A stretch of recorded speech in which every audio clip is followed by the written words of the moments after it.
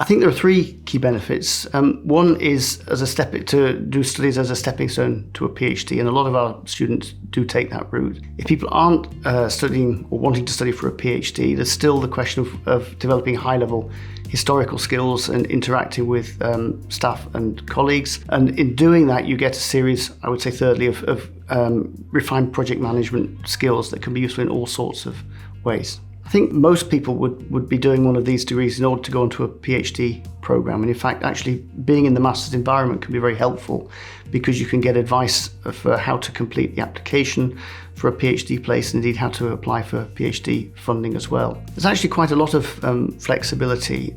First off, the courses within the department are very much organised so that you can do work on your own ideas with your own topics that you select and learn how to manage those with expert staff guidance.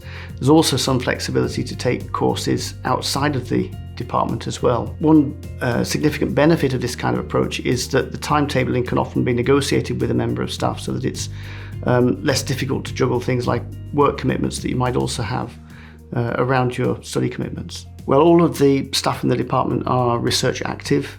This means that they are using their research in their teaching. If you've got a project that you want to do and we can match you up with a supervisor here, that supervisor is going to be able to draw on that research in order to guide you towards the literature that you need to build your bibliography and then do the research to complete the project. You can think about the expertise here, I suppose, in two ways. One is geographical. We have strong coverage of matters European, North America, the Middle East, also empire. The other way would be thematic.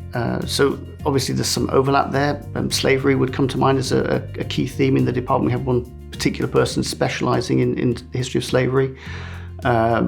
Also things like warfare, monarchy, history of memory, the history of science. There's a wide range of themes that we cover here. At master's level, there are far fewer students than there are at undergraduate level. So that tends in itself to foster the sense of community among the students that sign up for the programme. We aim to provide a supportive environment, and I've heard some of the students talk about the department as an extended family, which I would take as a good sign. One other point to make, I guess, is that there is a postgraduate seminar series in addition to the seminars that the staff hold on matters of research, which of course are open to everybody. Well, obviously there's the brand new library, the Duncan Rice Library, but within that library, the special collections area is really strong. There's a large working environment there for all students who wish to use it. I'd pick out two collections from the archives in particular that could be of interest to students studying modern history. One is the Odell Transport collection, which was created by the first, I think, professor of geography here in the 1960s.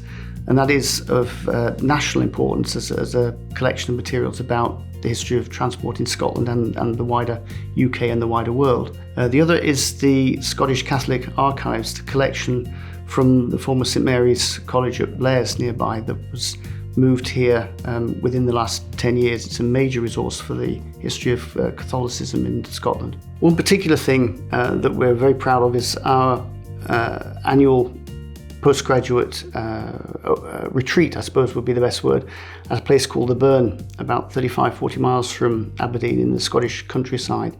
It's an old country home where we're able to gather for a weekend, usually Friday evening through to Sunday lunchtime, all fully catered, and just concentrate on research presentations and discussing projects, but it's all student work. Postgraduate research students are usually giving the majority of the presentations, but we encourage our master's students to attend and indeed to present as well.